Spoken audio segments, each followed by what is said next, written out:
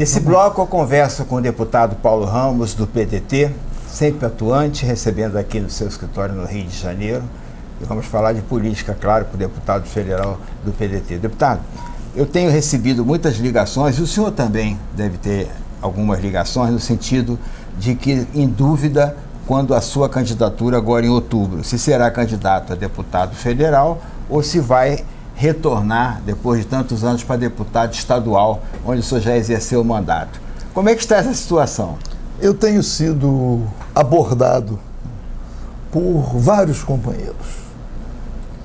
E a abordagem se dá em torno da percepção de vários companheiros de que a minha ausência aqui na Assembleia Legislativa criou um vazio muito grande.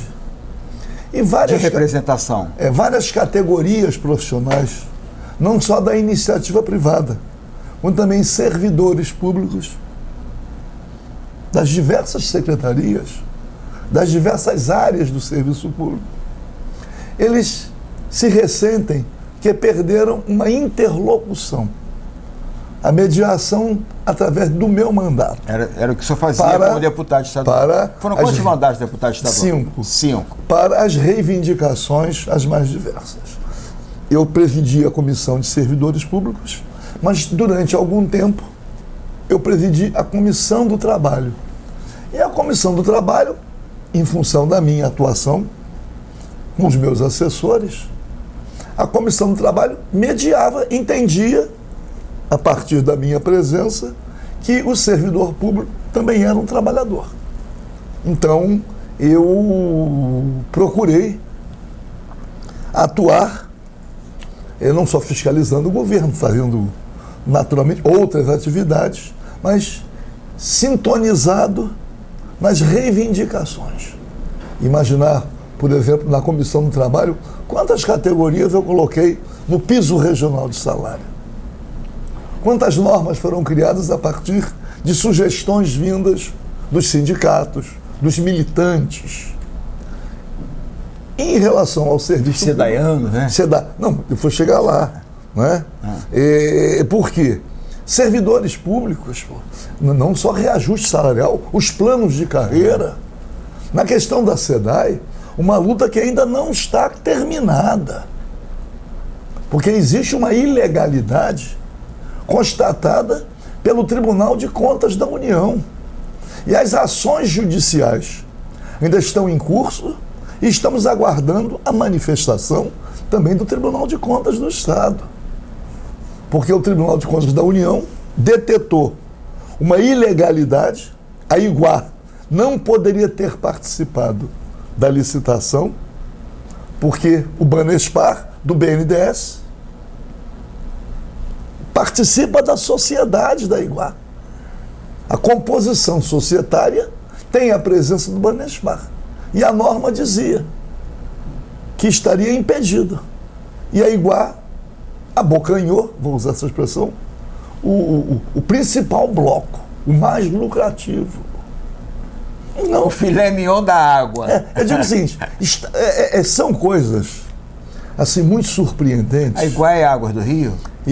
Iguá pegou Barra da Tijuca, para dizer o seguinte, são ilegalidades que são ostensivas,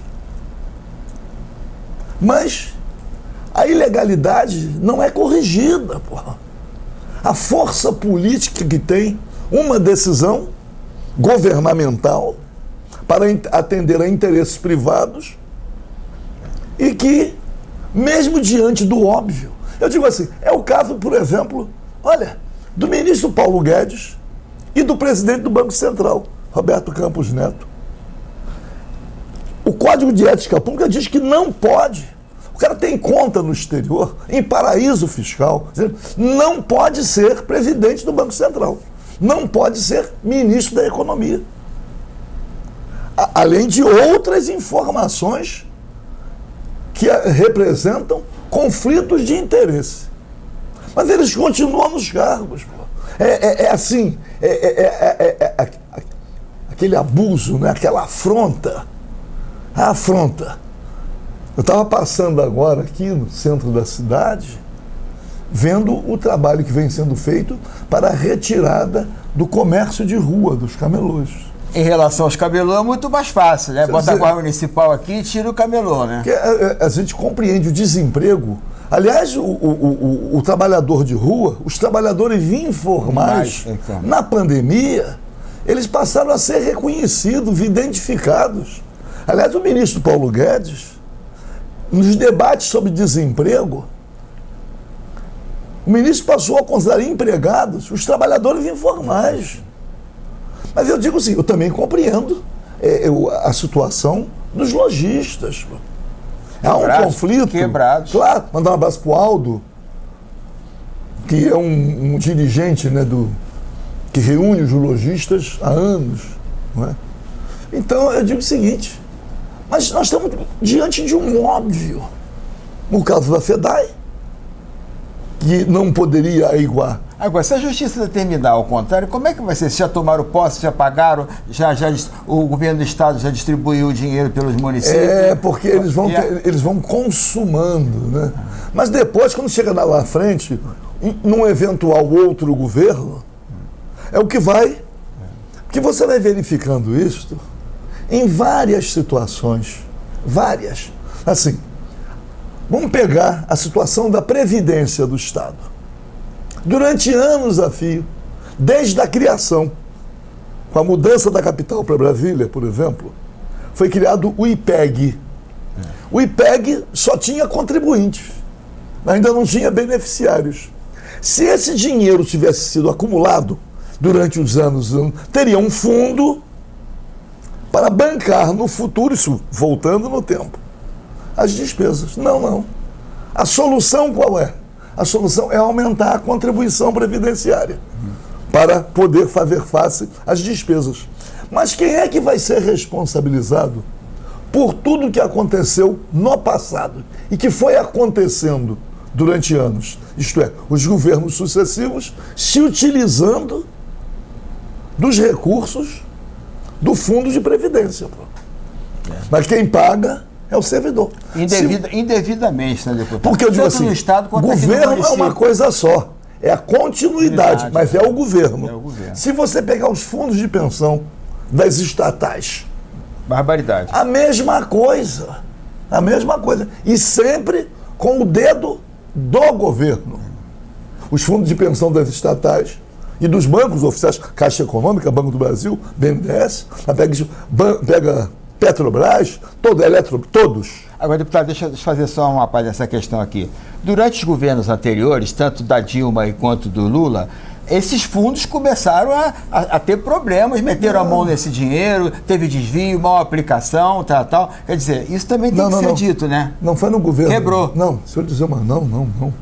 Você acabou de dizer que é o governo que... Não, mas vamos pegar governos anteriores, pô. Sim, mas... Antes, estou dizendo o seguinte, você pega o governo Collor, primeiro governo eleito, presidente, depois de superada a ditadura, com uma nova Constituição. Como ele começou o desmonte do Estado, colocando o elefante branco na televisão, com o discurso, quanto menos Estado, mais saúde. Aliás, o presidente Collor de Mello foi eleito pelo complexo de comunicação da Globo. Da Globo.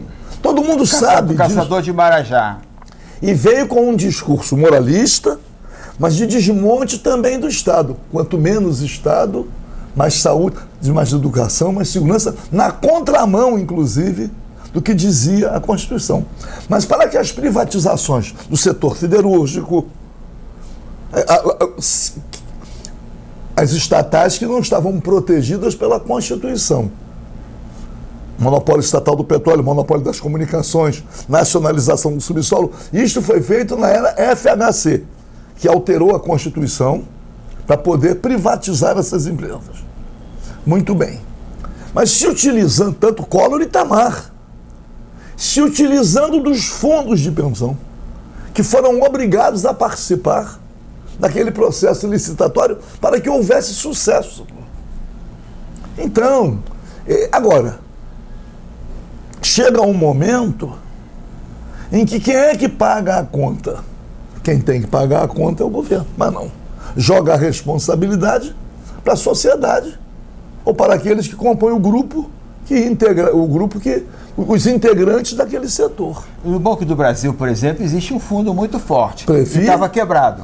Não estava quebrado. Estava quebrado. E não. o Petrobras também. Não estava. Não é quebrado. Não é quebrado. Mas meteram a mão no dinheiro. Tem investimentos, que eu digo assim, temerários. Temerários. Deputado, deixa eu só dar uma lembrança aqui. Eu acompanho isso aqui.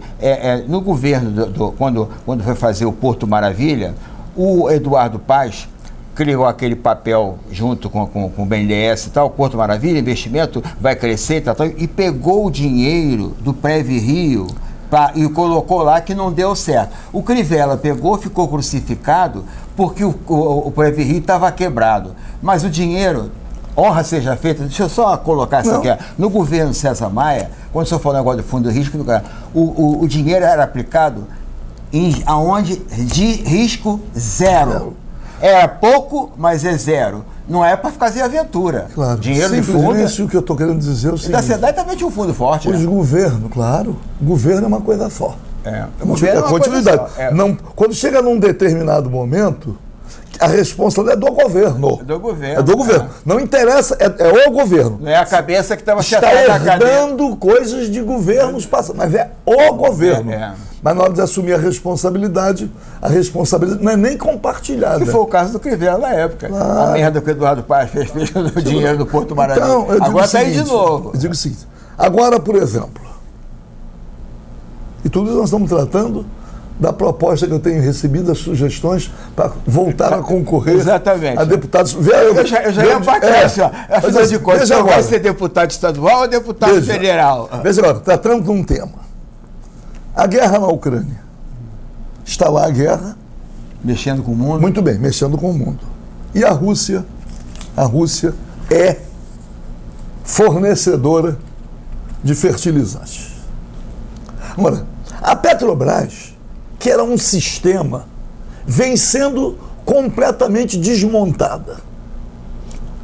Principalmente na era FHC, quando colocaram ações na Bolsa de Nova York, acabaram com o monopólio estatal do petróleo. Muito bem.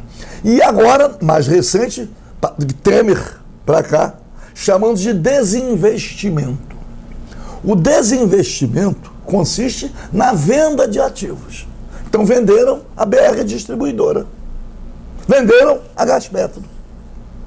E os fertilizantes Petrofert? A Petrobras, os nitrogenados no Paraná, na Bahia, no Mato Grosso, e o polo petroquímico de Itaboraí, que era um complexo. São fertilizantes? Fertilizantes. Então, a Petrobras estava inserida na possibilidade de um projeto nacional. E cada coisa... Agora está aqui, a mídia. Tereza Cristina diz que o Brasil errou ao fechar a fábrica de fertilizantes da Petrobras. Quem é que errou, porra? Quem é que vai ser responsabilizado por isso? E foi quando que fechou? Temer. E também do Bolsonaro. Porque não foi o Temer que fechou? Mas são várias. Eu estou dizendo o seguinte. Quem é que responde? Ninguém. Aliás, é uma coisa interessante, que eu li um artigo, não sei se foi desse Guga Chakra, da Globo. Eu sei que é. Que pelo menos... Correspondente de Nova York. Ele se comporta demonstrando alguma imparcialidade. Tratando da guerra da Ucrânia, do sofrimento do povo ucraniano, independente de analisar as razões... Civis, né? Ele diz o seguinte, que quem decide politicamente nunca é responsabilizado. Ele citou o Putin, citou o Biden. O Biden bombardeou uma casa na Síria, num bairro na Síria. Bombardeou a casa, matou a família inteira. Porque tinha informação de que o chefe daquela família, o morador, era do Estado Islâmico. E não era. Agora, há pouco tempo atrás. Mas ele citou assim, o George Bush, que invadiu o Iraque, contrariando as decisões da ONU, com um pretexto de arma de destruir massa. Armas que não existiam, comprovadamente não existiam, mas em homenagem ao interesse pelo petróleo, como fosse uma vingança da destruição das Torres Gêmeas, em que os participantes não eram iraquianos, eram sauditas, com quem os Estados Unidos tem uma grande aliança, e é uma ditadura. Diz assim, agora ele está no rancho dele no Texas. Ele foi citando vários exemplos. Eu estou dizendo o seguinte. O caso também do erro agora, eu assisti ontem na Record com o Cabrini, que estava lá na Ucrânia, destruindo prédios civis, matando civis, mais de 350 mortos, num erro de alterar a usina nuclear, bombardearam civis. Deixa eu dizer, como é que o míssil... dizer uma coisa. Existe um ditado muito conhecido assim, em tempo de guerra, mentira que nem terra. Então, a gente não sabe hoje. Nós não temos condições, com as informações que recebemos, através de veículos conhecidos de ambos os lados, nós não temos condições de saber a verdade. A verdade. O porquê da guerra. O porquê da guerra. O porquê da guerra é detetável. A Ucrânia tinha um presidente eleito que era pró-Rússia, que se recusou a assinar o protocolo de adesão à OTAN. Fizeram um movimento de massa na Ucrânia, depuseram o presidente. Elegeram outro e agora elegeram o atual presidente. Pró-Ocidente. Se aproximando da OTAN. A OTAN é uma organização militar para a segurança dos países membros. E a OTAN e esses países da Europa Ocidental e Estados Unidos da América do Norte armando a Ucrânia. Quando o presidente foi deposto, existia uma parcela da população na Ucrânia que era pró-Rússia. Que são russos, essa parcela foi... Tem russos vivendo na Ucrânia e tem ucranianos vivendo na Rússia.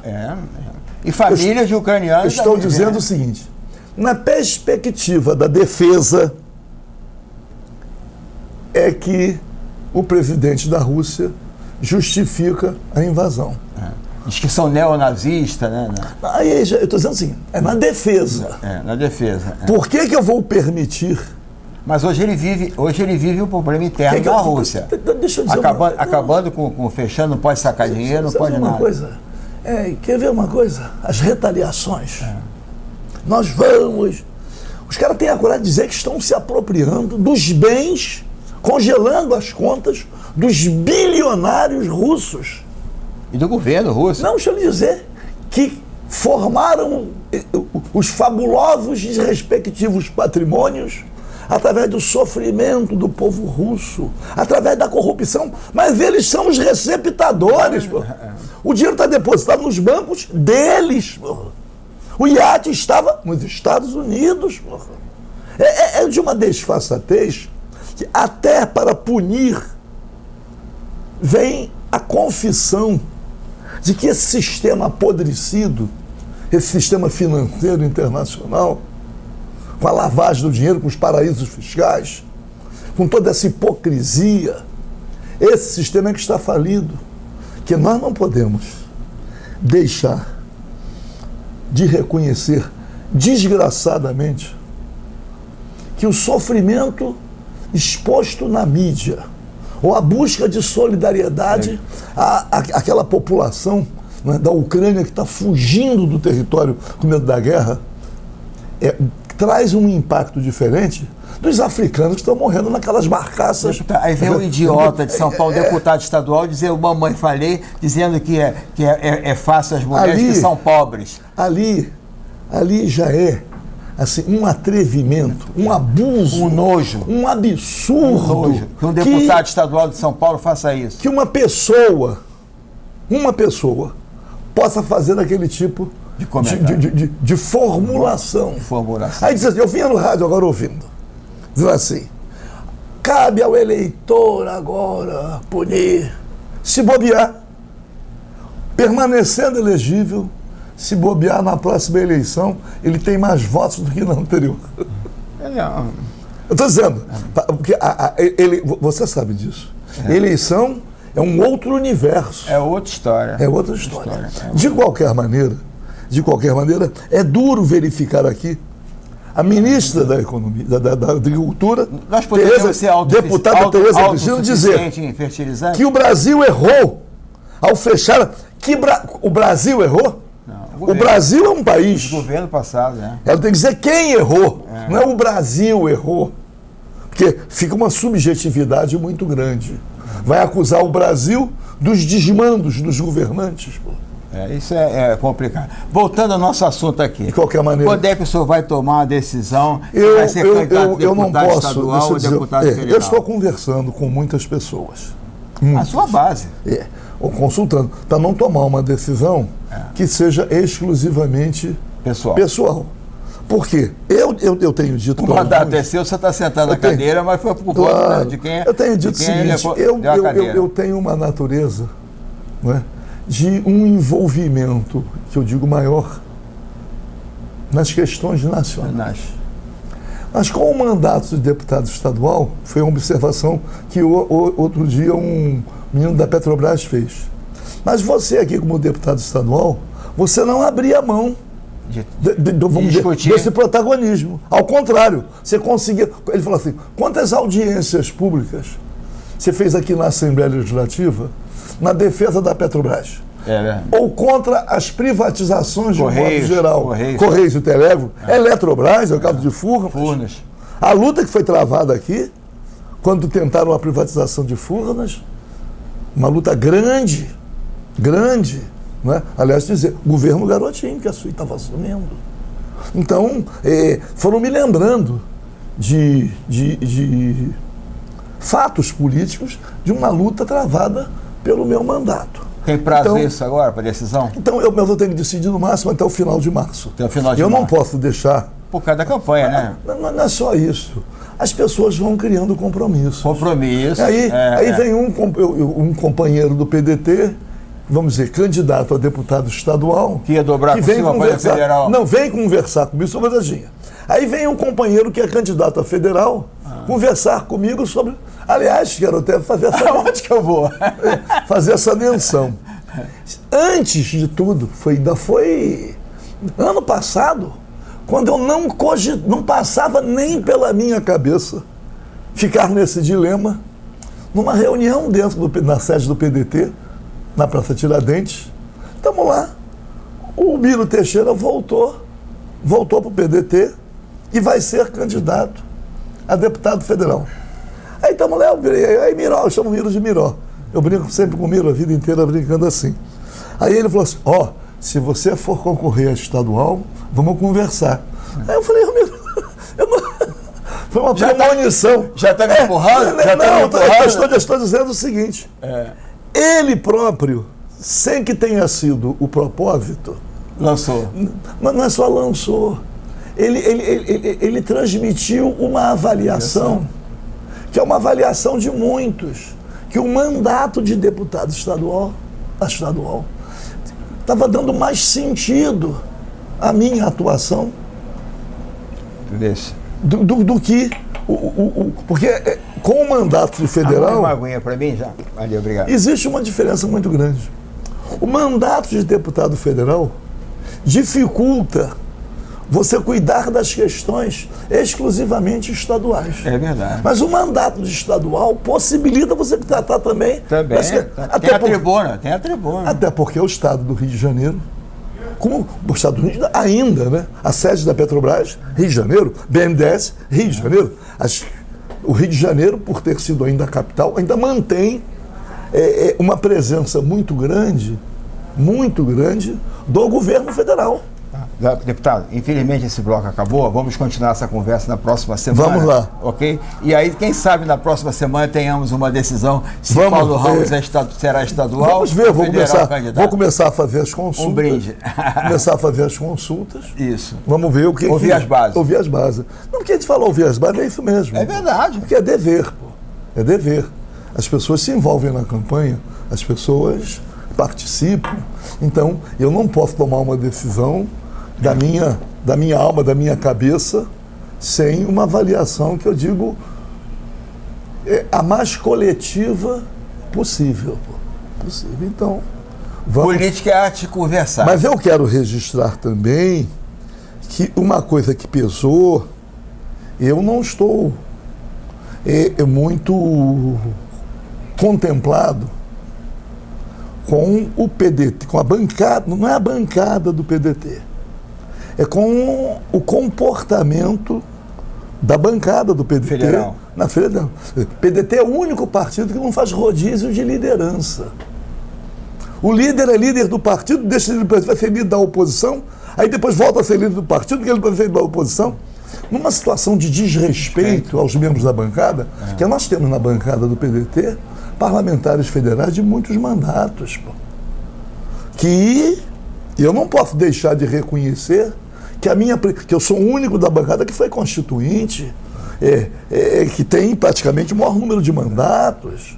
Então, quando um membro da bancada articula sordidamente para continuar como líder, com os vícios que vai incorporando, com as intimidades que vai formando, criando dificuldades até para o prestígio da bancada. Imaginar aquela votação da PEC dos precatórios.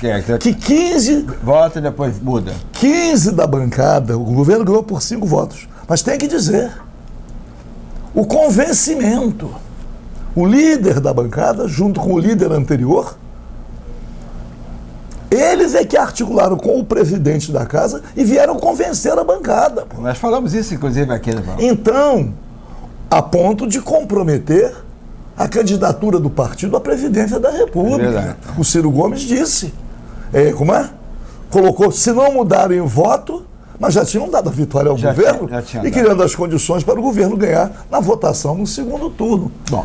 E esse ano?